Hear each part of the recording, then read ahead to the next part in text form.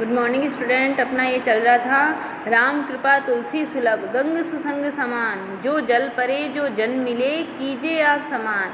अपन ये पढ़ रहे थे कि जो राम की कृपा है, यानी तुलसीदास जी कहते हैं कि राम की कृपा से सहज रूप से प्राप्त होने वाली सत्संगति और गंगा का जल दोनों ही का ही प्रभाव एक समान होता है। जिस प्रकार गंगा में किसी भी प्रकार का जल आकर मिलता है, गंगा उसे अपने समान पवित्र बना लेती है। उसी प्रकार जो सत्पुरुष लोग हैं, जो महापुरुष लोग हैं, उनके पास किसी भी प्रकार के बुराई को धारण किए हुए लोग, जिनके मन में अहम वासनाएं, इच्छाएं, लालसाएं, कपट, ईर्ष्या, द्वेष ये भावनाएं होती है, जिनको मन में ये धारण होती है, वो भी जब सत्संगति में आते हैं, महान पुरुषों के पास आते हैं, तो वो लोग उन्हें अपने जैसा स्वच्छ और निर्मल बना लेते हैं। तो वैसे ही गंगा का जल भी पवित्र और पावन होता है। वो भी अपने जल में मिलने वाले सभी जलों को अपने समान पवित्र बना लेता है। तुलसी या संसार में भांति भांति के लोग, सबको सबसो हिल मिल चालिए नदी नाव संयोग। तुलसीदास जी कहते हैं कि इस संसार में अनेक तरह के लोग रहते हैं, जैसे नदी और नाव का संयोग होता है।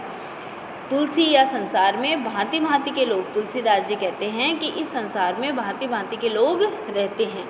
सबसो हिल मिल चालिए, हमें सबसे मिलजुल कर चलना चाहिए। किस प्रकार? जिस प्रकार नदी और नाव का संयोग होता है, उसी प्रकार लोगों से भी हमें मिलना कभी कभी होता रहता है। इसलिए सबसे हमें हिल मिल कर चलना चाहिए, क्योंकि पारस्परिक जो मेल है वही हमें बड़ी बड़ी समस्याओं का निवारण करवा सकता है। इसलिए हमें सबसे आपस में मिलजुल कर एक साथ एक दूसरे के साथ रहना चाहिए। जिस प्रकार नाना प्रकार के स्वभाव के जो लोग हैं, व्यक्तियों से हमारा बार बार मिलन होता है। इस संसार में भांति भांति के लोग, अनेक स्वभाव वाले, अलग अलग स्वभाव के लोग हमें मिलते रहते हैं। और मनुष्य से जब तक सबसे मिलकर हमें मिलजुल कर समय बिताना चाहिए।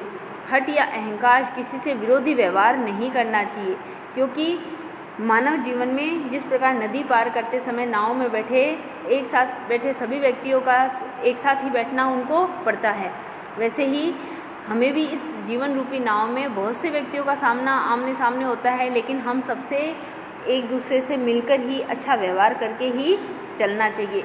नदी नाव संयोग, जिस प्रकार नदी का और नाव का दोनों का एक समान ही संयोग होता है। ऐसा थोड़ी है कि नाव इधर जा रही है, नदी का बहाव इधर है, तो जिस बहाव में पानी जाएगा नाव भी उसी बहाव में ही चलेगी। तो उसी प्रकार अच्छे स्वभाव के साथ हमें सबके साथ मिलजुल कर ही हमें अच्छा व्यवहार करना चाहिए, क्योंकि दोनों का जब संयोग आपस में मिलता है तभी वो कार्य पूर्ण होता है। जिस प्रकार पानी का जिधर बहाव है, नाव भी उधर ही जाएगी। नाव उसके पानी के बहाव के साथ ही अपने स्वभाव को बनाती है, तो नदी पार हो जाती है। और नाव में बैठे भी लोग, सबके अलग अलग स्वभाव हो चाहिए, लेकिन सबको एक ही पार जाना है, तो सब आपस में एक दूसरे के साथ मिलजुल कर बैठते हैं। तो उसी प्रकार इस संसार में भी भांति भांति के लोग हैं, और सबका अलग अलग व्यवहार, अलग अलग विचार, अलग अलग स्वभाव होता है। हमें सबके साथ मिलजुल कर ही चलना चाहिए, तभी हम हमारे कार्य को पूर्ण कर सकते हैं। तुलसी पावस के समय धरी कोकलिनी मौन, अब तो दादुर बोलई हमें पूछे ही कौन। तुलसीदास जी कहते हैं कि वर्षा ऋतु आने पर कोयल मौन धारण कर लेती है, क्योंकि उस समय चारों तरफ मेंढक बोलते हैं और उनकी टर में उसे कोई नहीं सुनता। तो ये लोग, इससे क्या मतलब बताया गया है? तुलसीदास जी कहते हैं कि जो लोग कैसे होते हैं, सज्जन पुरुष होते हैं, जो बुद्धिमान व्यक्ति होते हैं, वो बिना आवश्यकता के मौन धारण कर लेते हैं। जब विपरीत समय आता है तो वो मौन धारण कर लेते हैं, और मौन रहना ही श्रेयकर होता है, क्योंकि उस समय सज्जनों की पूछ नहीं होती है। उस समय जब दुर्जनों का समय आता है तो जो सज्जन पुरुष है वो मौन धारण कर लेते हैं। अब तो दादुर बोले ही, अब तो मेंढकों के बोलने का समय है, हमें पूछे कौन, हमें कौन पूछेगा। इसलिए वो क्या कर लेती है? मौन धारण कर लेती है। तो उसी प्रकार जब समय विपरीत होता है तो जो सज्जन व्यक्ति है उन्हें मौन रहना ही श्रेयकर होता है, यानी मौन रहना ही अच्छा होता है। इसलिए वो जहाँ मूर्ख लोग अपनी हाँक रहे हों, वहाँ गुणवान व्यक्तियों को क्या रहना चाहिए? मौन रहना चाहिए। मूर्खों की सभा में गुणवान व्यक्तियों को मौन ही रहना चाहिए। ये हमें शिक्षा इससे मिलती है, क्योंकि वहाँ बुद्धिमान व्यक्तियों के बोलने का कोई औचित्य नहीं रहता है। तुलसी असमय के सखा धीरज धर्म विवेक। तुलसीदास जी कहते हैं कि जब विपरीत समय आता है, असमय यानी विपरीत समय, के सखा, उस समय के हमारे जो मित्र हैं वो धीरज यानी धैर्य धारण करना, धर्म यानी धर्म, विवेक यानी विवेकता, सोच समझकर कार्य करने का विवेक, साहित्य यानी साहित्य, साहस यानी बल, सत्यव्रत सत्य का व्रत करना यानी हमेशा सत्य बोलना, राम भरोसो एक और केवल एक राम का ही भरोसा यानी केवल एक ईश्वर का ही भरोसा, ये हमारे उस समय के मित्र है। तो तुलसीदास जी कहते हैं कि बुरा समय आने पर ये हमारे मित्र जो हैं वो हमारे सहयोगी होते हैं। कौन? धैर्य, धर्म, विवेक, साहित्य, साहस, सत्य बोलना और परमात्मा पर विश्वास रखना। ये सारे गुण धारण करके मनुष्य बड़ी से बड़ी जो समस्या है उसका भी निवारण कर सकता है और अपने जीवन को सुखमय व्यतीत करता है। तो हमें ऐसे असमय में यानी विपरीत समय में इन चीज़ों का पालन करना चाहिए। कौन से? धैर्य, धर्म पालन, विवेक, साहित्य, साहस और सत्य पर दृढ़ रहना और केवल एकमात्र ईश्वर पर भरोसा।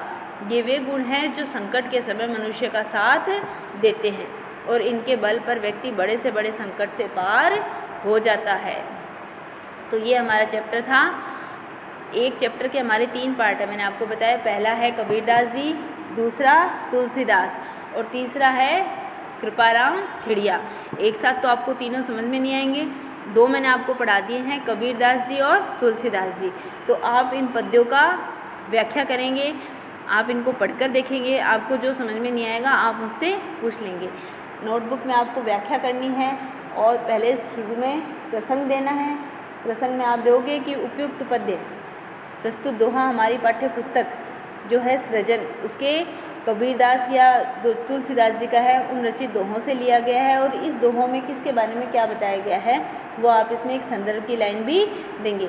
जैसे अभी अपन ने पढ़ा तो उसमें आप लिखोगे कि इसमें कोयल और मेंढक के माध्यम से संदेश दिया गया है कि जहाँ गुणों की पूछ होती है, पूछ नहीं होती है, वहाँ बुद्धिमान व्यक्तियों के लिए मौन रहना सर्वश्रेष्ठ है। फिर उसके बाद में आप इसकी व्याख्या देंगे और नीचे विशेष देंगे। तो विशेष में जैसे आपने दे दिया कि ये ब्रज भाषा का प्रयोग हुआ है और यहाँ मूर्ख लोग जहाँ हाँकते हैं वहाँ गुणवान को चुप रहना चाहिए, ये हमें इस दोहे से संदेश दिया गया है। 2 लाइन आप विशेष की लिखेंगे। तो अगले में हम पढ़ लेंगे कृपाराम खेड़िया। ठीक है।